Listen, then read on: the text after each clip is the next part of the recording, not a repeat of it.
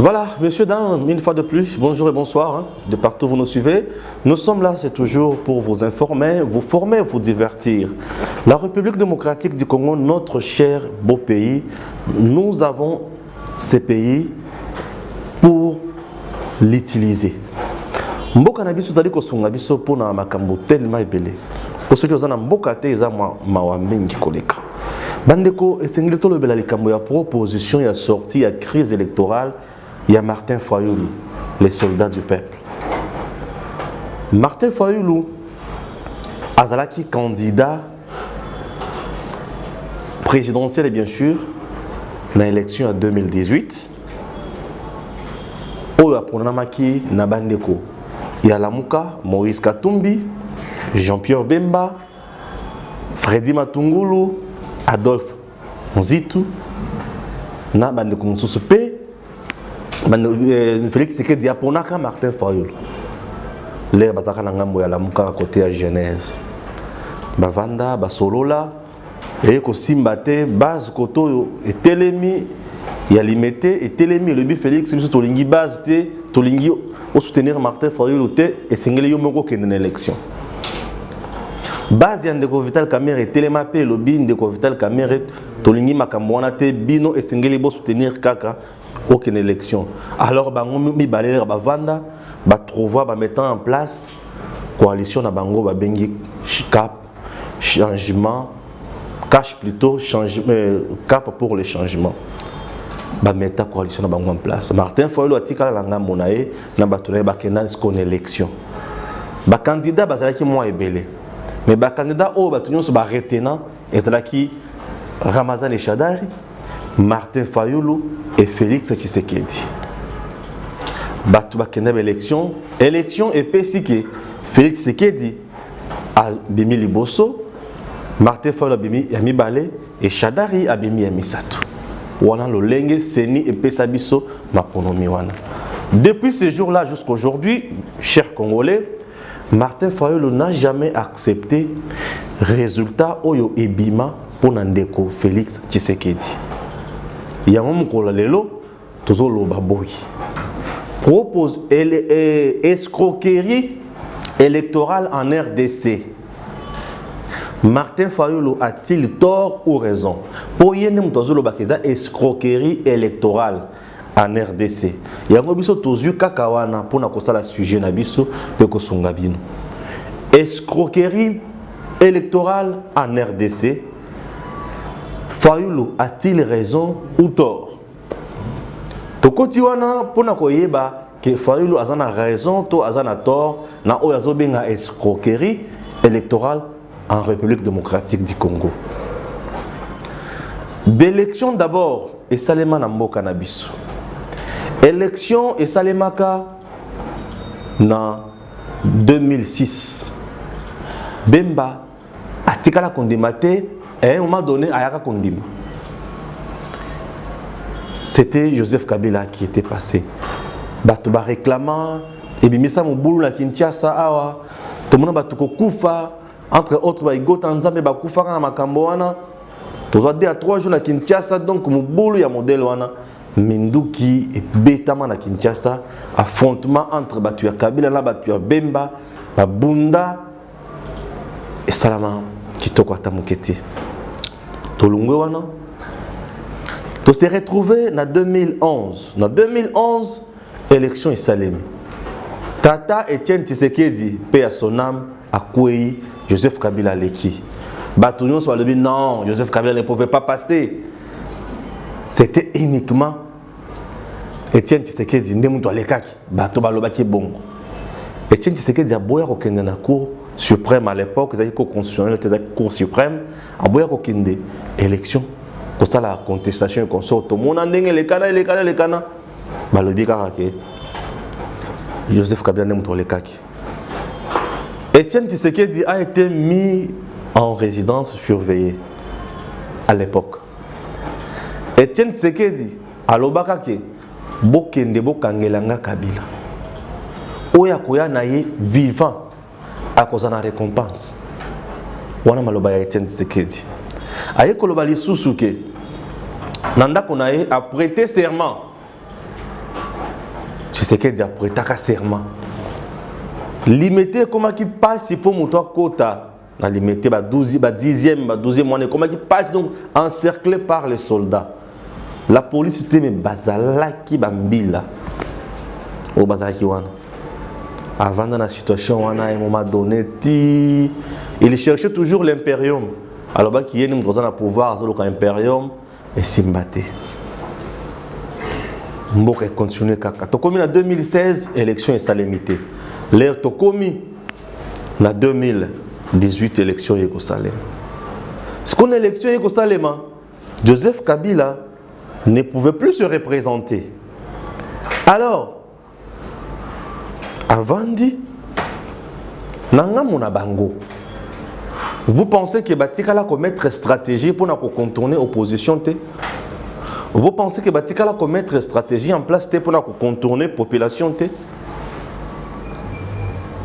Toyoka Banungunung, oh, Bandeko ya Monisco, Madame les érudits, Babengaka Fayulu Akendate, Babengaka Félix Ayeko Kende et consort, les Camerounais qui babanda ko benga Fayulu Akendate, babanda ko benga Félix Akenda, babanda ko benga bango pona qu'on négocie nini. Les dirigeants africains, vous pensez que libérer le pouvoir facilement? Tout ça un peu clair, tout le monde a une émotion. Les dirigeants africains libérer le pouvoir facilement. En Afrique, le pays est belé. Nous avons ce qu'on appelle les coups d'État. Comme on a le pouvoir. Mobutu l'a fait en RDC. Avant, il a fait de 32 ans au pouvoir. Pour Mouzé, à côté de Mboka, il y a une rébellion. Mobutu Akimi, Tutikali, Mouzé, a confondé Joseph Aye. Mboka Nabiso. En Afrique, un pouvoir, un dirigeant pour allouer le pouvoir, il a toujours mis Kakatano. Puisque la culture de la démission en Afrique, il a passé. Donc tu peux démissionner facilement, il a passé. Bon, mon Béchir, pour allouer le pouvoir, après plus de 5 mandats, pour allouer le pouvoir, et c'est un qui Nzela, non, la candidature. Il avait postulé, mais avant d'avoir quitté, Akoka Kolobate. Et c'est un qui alonga modèle wana. Bota la Angola. Pour Angola, président qui est en place, à sa sélection, alonga na pouvoir. Mutu oya zongi aza beau frère na beau fils na. La partie na bango, basali moi deal na bango a comme na pouvoir. Ça c'est de 1. Tolungwe wana. En RDC, ba journaux oyo komake Martin Fayulu banda ko lukaye ba solo la tout dans Joseph Kabila et Simbakate bazaki na lokuta to bazaki na vérité.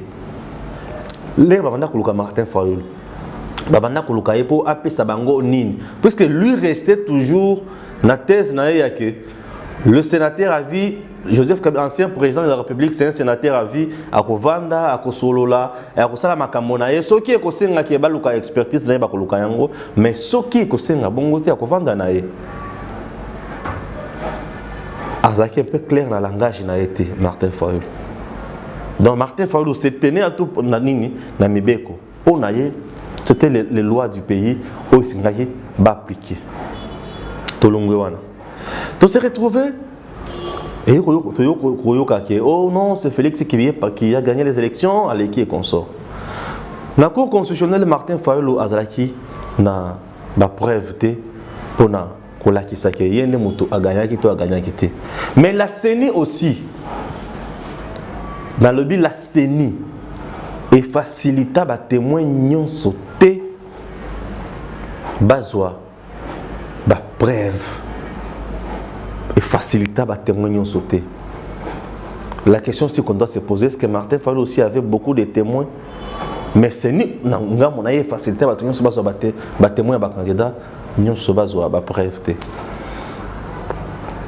Martin Fayulu, connaissant bien la classe politique congolaise, il est resté crampé dans la position naïe.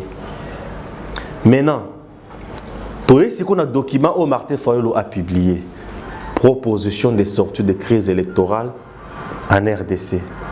À l'objet, à Bosenga, tout ça le dialogue Dialogue wana ekozala triangulaire en quelque sorte, c'est-à-dire cash ngambo na ye, FCC ngambo na ye, et Lamuka aussi ngambo na ye. 3 plateformes wana. Bavandi, basololi. Et tant bango ba kosola, ça pour na mettre la structure nini en place, pour na mettre au conseil na yo lobby pour na makambo réforme, institution et consort, ou ekozala piloté par Lamuka. Cash na FCC ba kotika la pouvoir bazo diriger ango. Dialogue en République démocratique du Congo. J'en arrive. Na kitana no muke. Joseph Kabila tango asali saki élection na mboka na biso. Est-ce qu'il avait les soucis de quitter le pouvoir? Martin Fayulu alobi o Joseph Kabila sali la mboka na biso ezalaki kaka pona ko préserver ba intérêt naé, ba bien naé, ba richesse naé yango anomaki Félix, asalaki Félix passe. C'est ce que Martin Fayulu dit dans les documents. Est-ce qu'il a raison ou il a tort? Donc on a la gestion na bango mibale. Aujourd'hui, chers compatriotes, décision mon côté ko kiko le kana mboka na biso so ki Joseph Kabila andimi angote. Na lobi boy. Na mboka na biso aujourd'hui. Na kotala foyo la lobby. Na kotala oyo zole kana sur terrain. Mariage ezozala.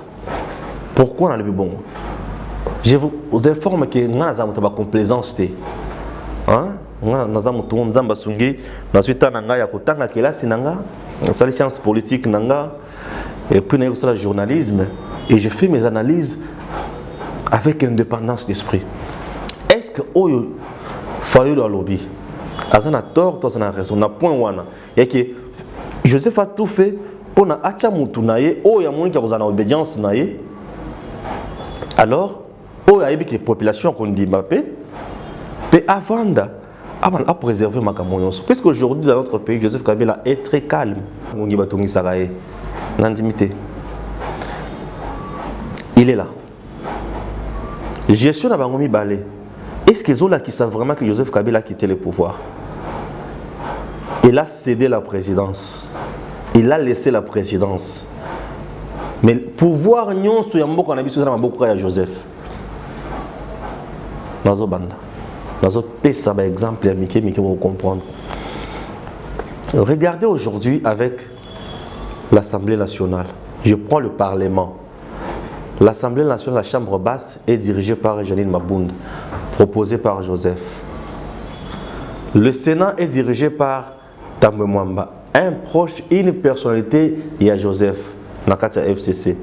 Bahati a quitté le FCC à cause de ça, puisqu'il cherchait aussi ces postes-là. Tolongwe Kuna. Toye, dans le gouverneur. Tous les gouverneurs, dans le 24 à 21 provinces, FCC, Batouana Bazakaya Joseph. Province Nyonso, sur 26 provinces, 21 ou 22, Nyonso Zamoko FCC. La preuve encore, gouverneur, mais la ministre, vice-premier ministre en charge intérieure, Oyo Azaya Cash, Azozala impuissant sur Bango.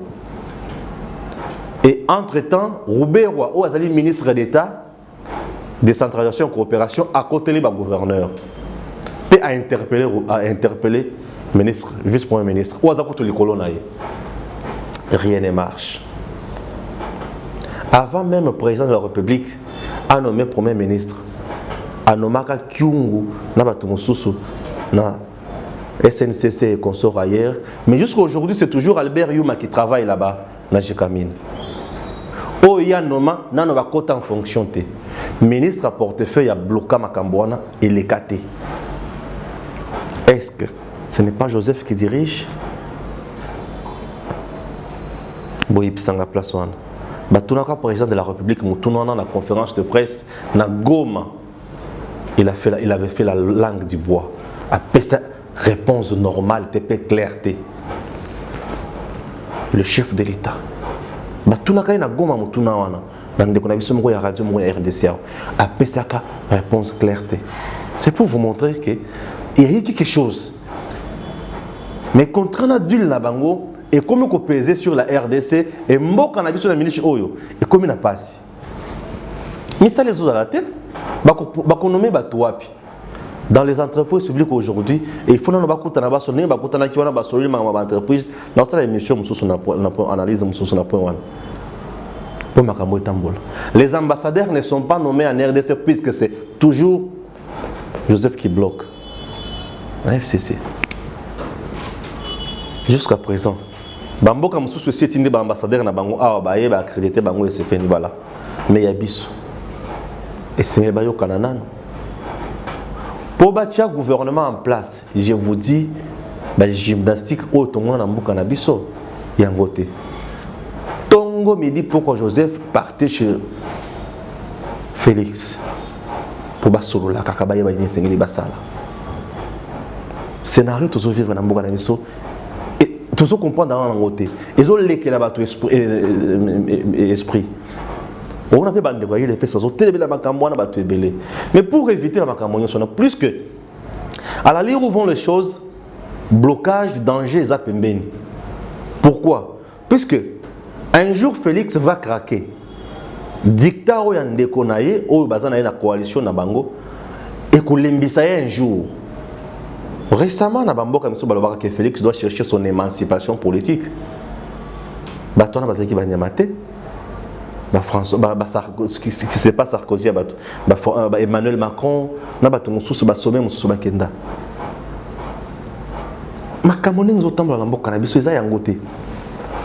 la volonté au chef de l'État, Félix Tshisekedi, et ça qui toque au makasi à Kusala Moussala. Mais terrain, ils ont bloqué, puisque Sengeli a travaillé dans Batou, où ils ont bango. Ils ont aussi maté. Mais maintenant, proposition à Martin Fayulu. Puisque nous sommes les Zawana, nous avons occupé mon FCC, nous avons attaqué.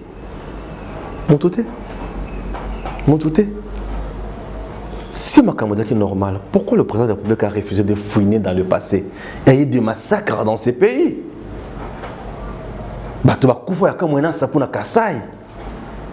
Qui était le vice-premier ministre à l'intérieur? On devrait l'interpeller par la justice. On les a bas crimes. Et les gens, bakoufa, bakas, bandako, brûlés. Est-ce que vous avez un cannabis et ça escroquerie électorale tenir Martin Fayulu Zolo Bayango? Ce qui est escroquerie électorale te. Chadar et Nalobi avait un programme Azaki Nango. Nabatu à opposition, c'était presque le même programme. Puis c'est marrant ce matin le barak lutte contre l'impunité, lutte boya. Mais il est à l'écarter. C'est bien. Puisqu'il y avait la pression, Joseph va nommer Chadar avec Corneille Nanga qui était le leur, na Séni. On voyait Corneille Nanga na Kingakati, à tout moment la photo est belle. On le voyait. Il partait là-bas faire quoi? Est-ce que les réunions officielles se tenaient à Kingakati? C'est un endroit privé. C'est une résidence à Motu. Ok?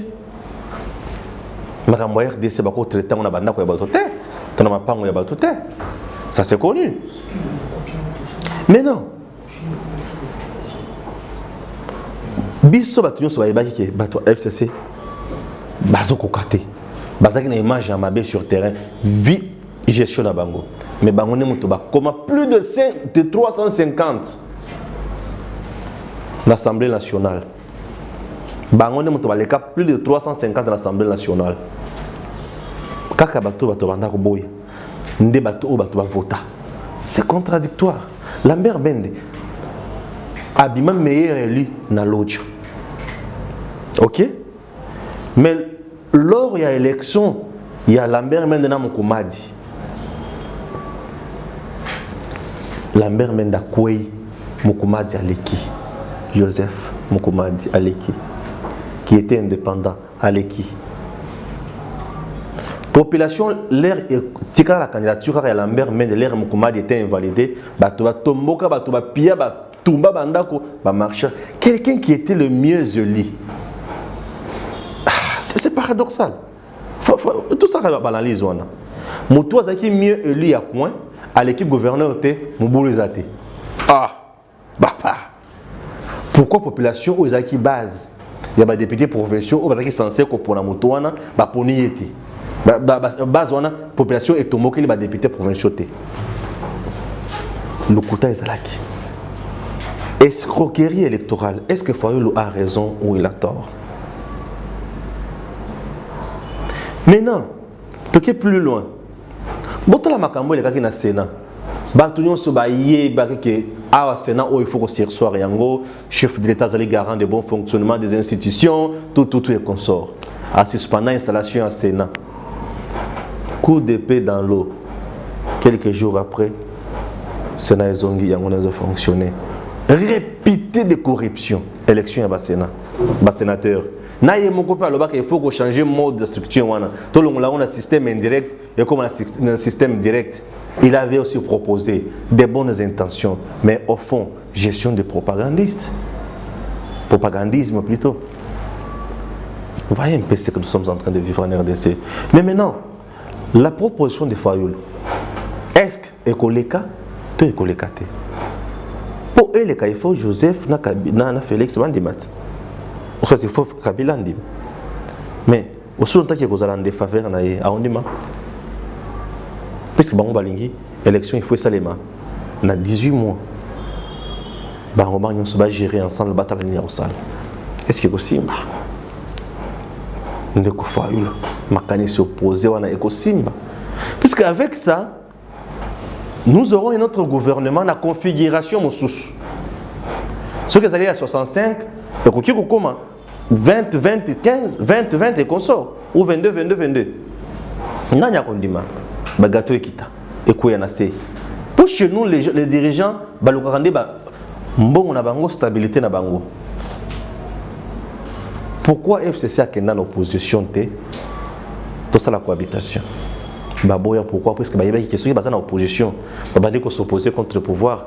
Makamonyo Siamabe, Kondola Yango, et bien se retrouver en prison. D'accord? Et ça l'a bien fort, puisque moi, je les alliés. Alors, tu vas dire,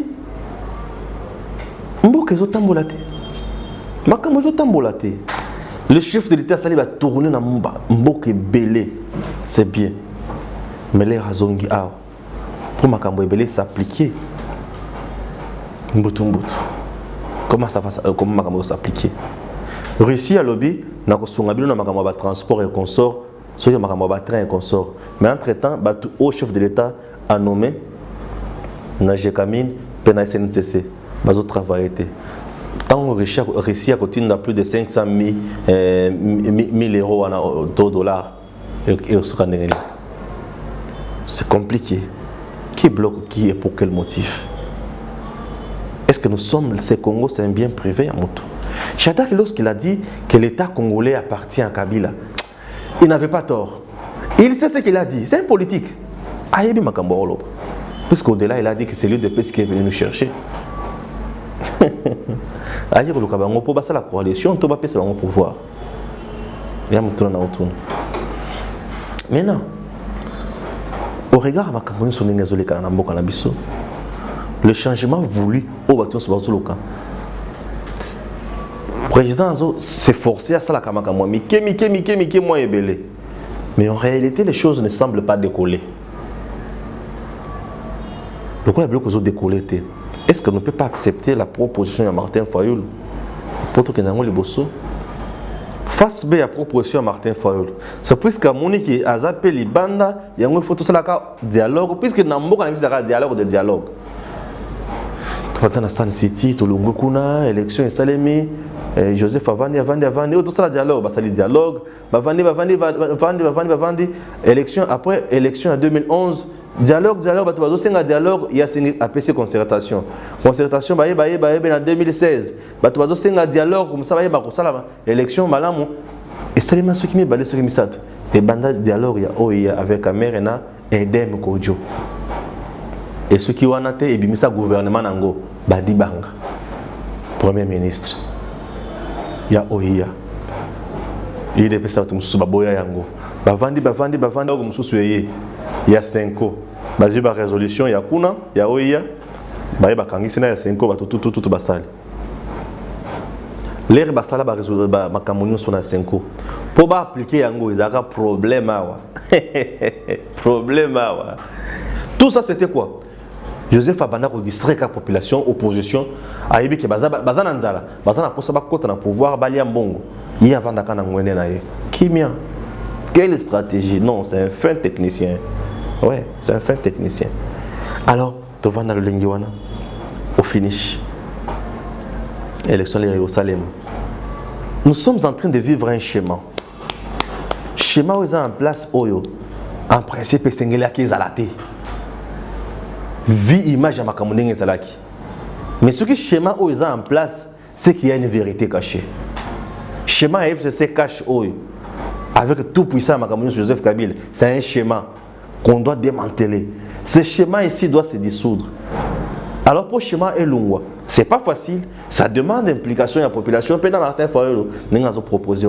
Pour proposer, il faut appliquer yango bazaba au bazana pouvoir. Et c'est pas qu'on demande yango, parce qu'ils sont en défaveur na bango. C'est compliqué. Leur dialogue est belé dans beaucoup de kaka. Ce qui est salami bongo, ils ont pas kabola ba pouvoir na bango. Martin Fayulu a moni que ceux qui a vendu dans l'opposition 5 ans et aussi mbaté faya ayaka tout ça l'endengenine.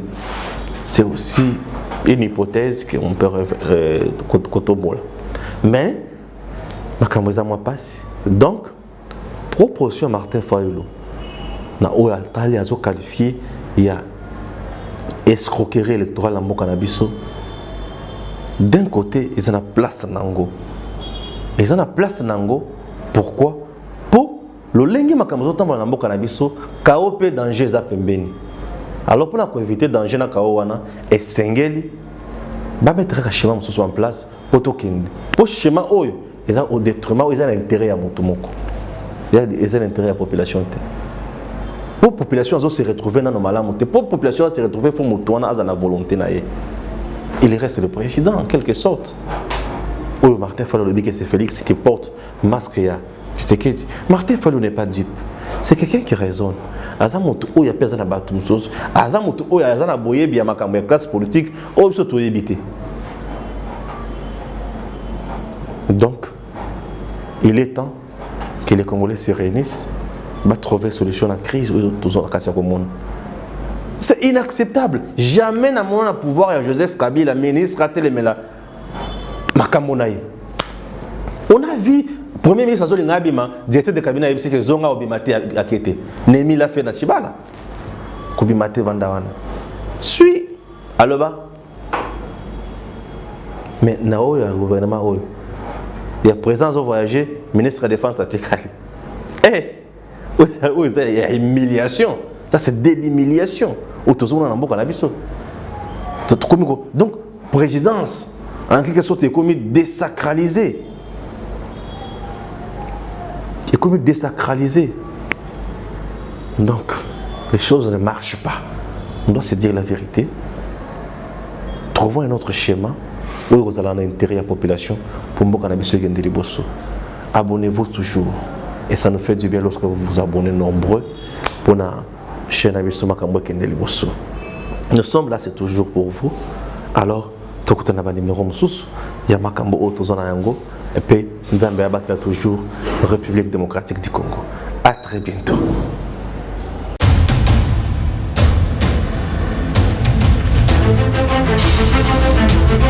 Audio